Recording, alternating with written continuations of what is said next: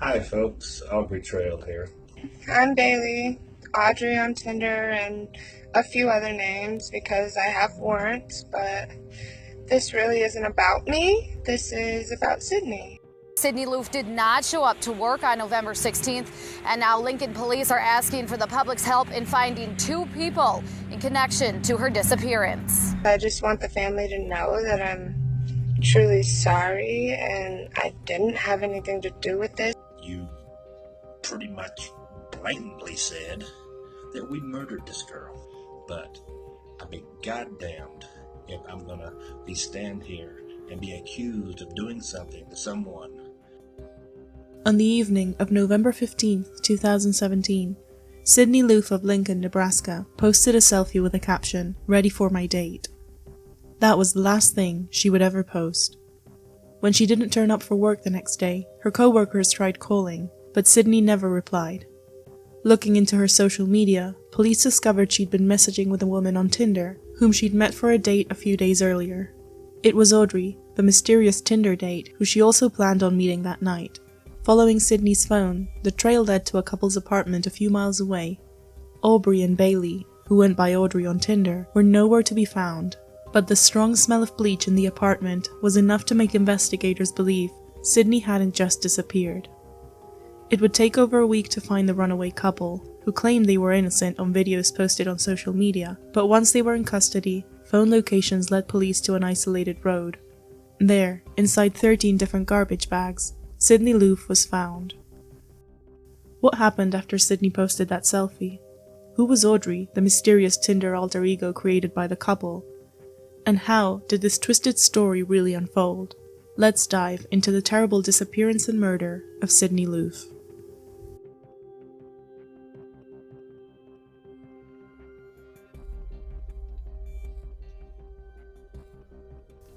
"24-year-old Sydney Loofe was born and raised in Nebraska. She had a simple life. Her father was a principal at the high school she attended, and her mother was a special education teacher. In 2017, she worked as a clerk at a home improvement store in Lincoln, Nebraska. On November 16th, she had a shift at the store, but she was late. After a while of still no sign of Sydney, her co-workers tried calling her, but there was no reply.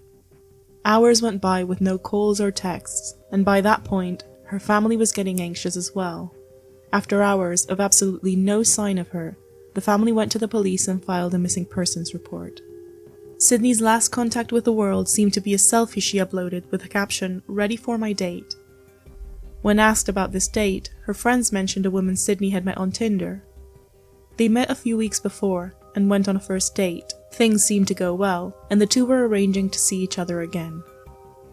With this information, police got a warrant to search Sydney's phone records, specifically the messages on her Tinder account. Sure enough, Audrey and Sydney had exchanged approximately 140 messages between November 11th and November 15th. The last message was dated November 15th at 6:45 p.m., where Audrey confirmed to Sydney she'd arrived at her house, presumably to pick her up. After that, Sydney went silent online. Her phone, however, was still on, and records show it pinged at several different locations, the last one being a tower near Wilbur, a town about 40 miles south of Lincoln, and the location took investigators to the apartment of a couple, Aubrey Trail and Bailey Boswell. 23-year-old Bailey Boswell and 51-year-old Aubrey Trail had an extensive criminal record of theft and scams across several states, mostly targeting antique businesses. Nothing in their records showed violent crimes, but when investigators arrived at the door of the basement apartment, the couple had vanished. Nobody answered the door. The landlord, who lived in the apartment upstairs, didn't know where they were, but he found it interesting to mention to investigators that a few days prior, the smell of bleach coming from the home had been very noticeable. Things weren't looking good for Sydney. The missing couple and the bleach smell were enough for police to obtain a search warrant on November 19th and look into Boswell and Trail's apartment. What they found inside was enough to confirm that something had definitely happened the night Sydney went missing. Inside the apartment, the smell of bleach still lingered heavily in the air, but only one room seemed to have been meticulously cleaned. While even the walls had been scrubbed in that room, the rest of the apartment was cluttered and dirty, and it looked as though the couple had left in a hurry. Other items found among their belongings were a dog leash, even though the couple didn't own a dog, duct tape, zip ties, a hatchet, a plastic drop cloth smeared with blood, and a book on the human anatomy. An extensive search around the area began to try and locate Sydney's now possible remains, while the family still remained hopeful in speaking to the media, keeping the case in the public eye, and imploring to anyone with any information to come forward. On November 28th, and with still no sign of Sydney or the disappeared couple, Bailey Boswell and Aubrey Trail were officially named persons of interest in Sydney Loofe's disappearance, and their faces began popping up in the media. Alerted by the suddenly very public accusations, Bailey and Aubrey began defending their innocence in a series of videos shared via social media. In these videos, they claimed to have nothing to do with Sydney's disappearance and hoped she was found soon. Good morning, Lincoln and Omaha and probably several other places. This is Aubrey Trail and this is Bailey Boswell. I guess y'all also know her as Audrey. But we've spent the last few days watching ourselves being slammed and crucified in the newspapers and the news and everything else, so we thought it was time we had our say. The couple insisted that they were not hiding, but that they'd had to leave town because the picture of them painted on the media was harming them, and it was becoming too much for them to handle. You've already crucified us in the newspapers. You've already crucified us on Facebook. You've heard all of this stuff about my criminal history. All true. Been convicted of bad checks and forgery and all that good stuff, but never been convicted of anything like, I guess I'm a person of interest on now. Bailey explained that Audrey was an alter ego she used on Tinder. She acknowledged having gone out on a couple of dates with Sydney, but on the night of November 15th, she said, she dropped her off at a friend's house and hadn't heard from her since. Hi, good morning. I'm Bailey, Audrey on Tinder, and a few other names because I have warrants, but this really isn't about me. This is about Sydney, and I'm just kind of want to tell you what I've already told the Lincoln police more than one time. I met her on a Tuesday. We drove around Lincoln, had a great time. We hit it off. I dropped her off at home, picked her up the next night at her house. I went to take her home, and she asked me to drop her off at a friend's house, so I did so. I gave her my number. We were planning to go to the casino that weekend. I haven't heard from her since. I guess I just want the family to know that I'm truly sorry and I didn't have anything to do with this, and I hope that Sydney is found very soon. She is a sweet, amazing girl. I pray for Sydney. I hope she's found soon. I wish the family the best. I'm sorry that she wasn't with you on Thanksgiving, and that's pretty much all I can say for now. None of the evidence backed up the couple's unorthodox defense, and after their bizarre videos, investigators were able to obtain a warrant to use cell data location and found they were in Branson, Missouri. Aubrey Trail and Bailey Boswell were arrested on November 30th thanks to a previous warrant they had in the state of Missouri for theft. With the couple in custody, Sydney's case could finally begin to move forward.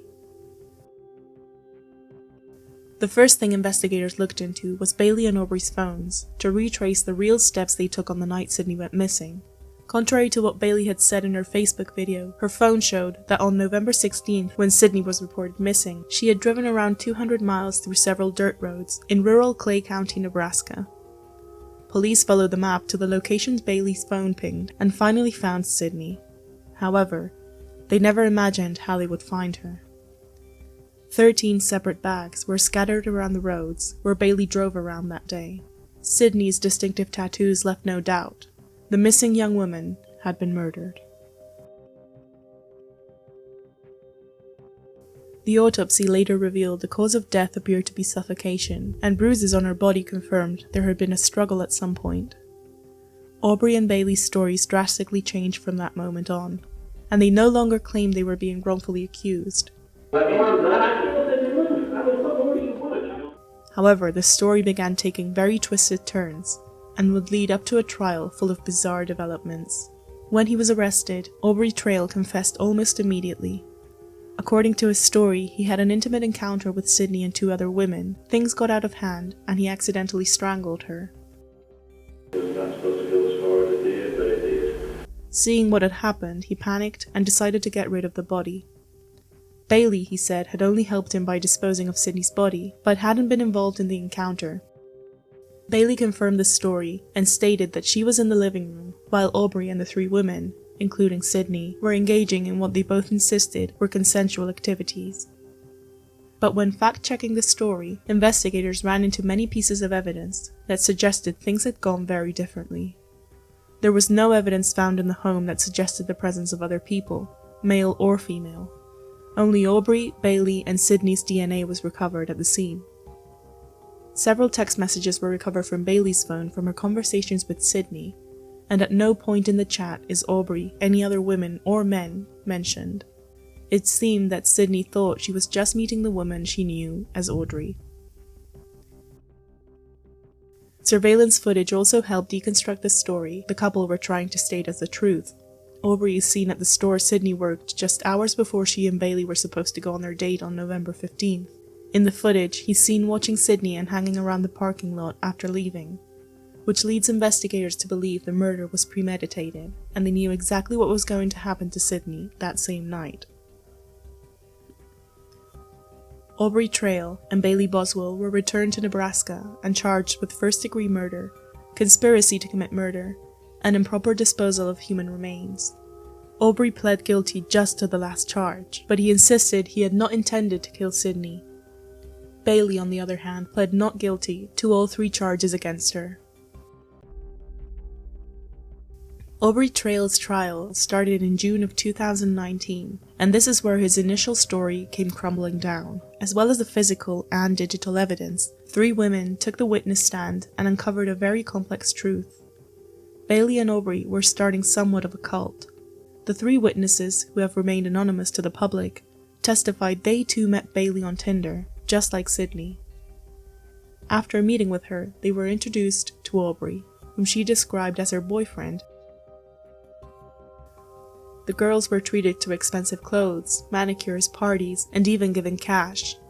In exchange, they were to do everything Aubrey and Bailey told them, and even helping them carry out their multiple scams.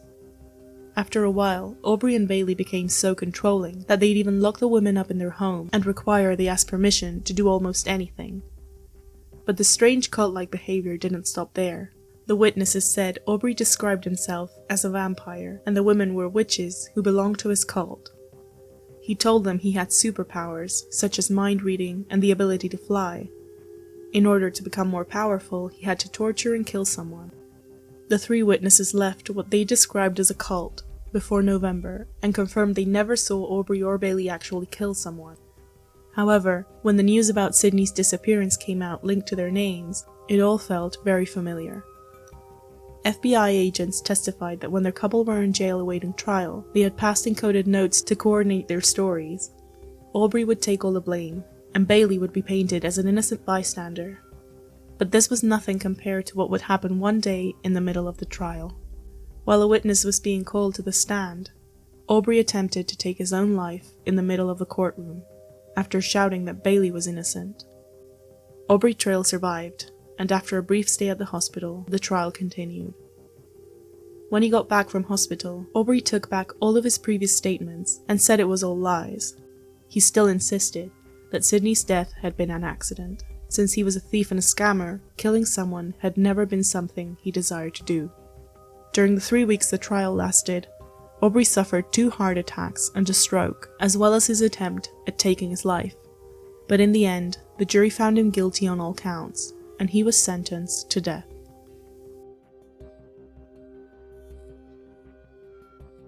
After Aubrey's eventful trial, Bailey's trial was much less complex.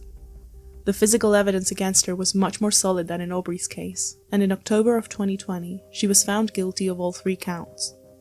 Her defense argued that Bailey was just as much a victim of Aubrey as Sydney and the other women that had been part of this cult, and for that she should not receive the death penalty. In November of 2021, the judge gave her life in prison with no parole, sparing her life. Sydney Loofe was excited to have connected with someone she liked, someone that could become a friend or even a partner. Instead, she was tricked into her worst nightmare. While Sydney will never be returned to her family and loved ones, it's good to see that justice could be made for her case.